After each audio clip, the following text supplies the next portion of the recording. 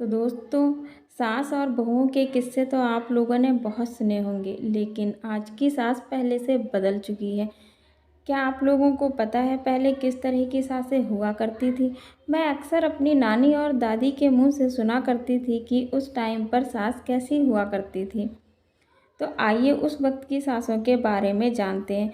हमारी उम्र के लोग पैदा भी नहीं हुए होंगे, यानी कि 40 से 50 साल पीछे की बात है। एक गांव में एक शकुंतला नाम की औरत रहती थी।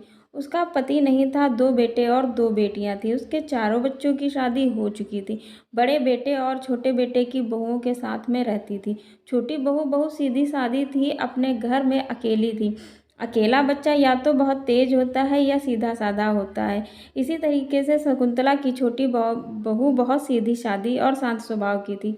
शकुंतला की छोटी बहू से अगर कोई काम बिगड़ जाता तो शकुंतला उसे बहुत बुरा भला सुनाती थी।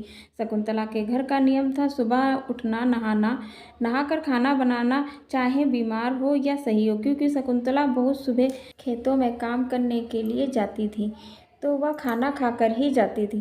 शकुंतला की छोटी बहू एक बार रोटी बना रही थी। अचानक से दरवाजे पर कोई आ जाता है। वह दरवाज़ा खोलने के लिए जाती है और हाथ में रोटी का पेड़ा यानी लोई भी साथ में आ जाता है।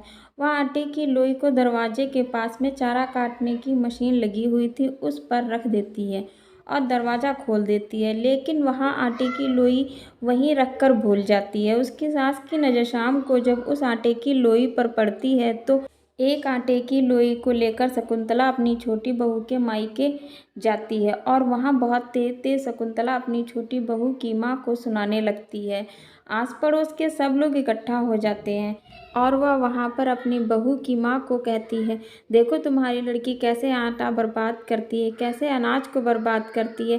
क्या यही तुमने सिखाया है अपनी बेटी को? उसे कुछ नहीं आता है, ऐसी कामचोर तुमने हमारे मत्थे मढ़ दी है। उसे कुछ सिखा देती। शकुंतला का स्वभाव बहुत ही तेज था। एक बार शकुंतला की बहू गर्भवती थी। छत की हालत ज़्यादा अच्छी नहीं थी, तो छत की लिपाई करनी होती थी। शकुंतला 8वें महीने की गर्भवती अपनी बहू को सर पर मिट्टी लेकर के आने को कहती है और लकड़ी की सीढ़ी से उसे छत पर चढ़ाने के लिए भी बोलती है। बेचारी शकुंतला की बहू सारे काम करती, जबकि उसने अपने मायके में यह काम नहीं किए थे, क्योंकि वह मायके में अकेली थी।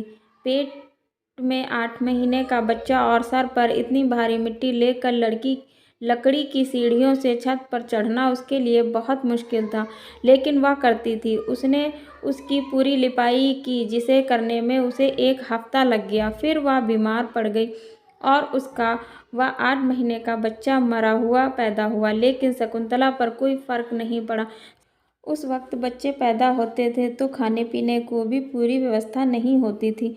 ऐसे में सास के अत्याचार औरतों को अंदर से और भी ज़्यादा दुखी कर देते थे। तो दोस्तों, आप लोगों की इस कहानी पे क्या राय है, मुझे कमेंट बॉक्स में ज़रूर बताइएगा। कहानी को पूरा सुनने के लिए, अपना कीमती वक्त देने के लिए आप सभी लोगों का बहुत बहुत धन्यवाद।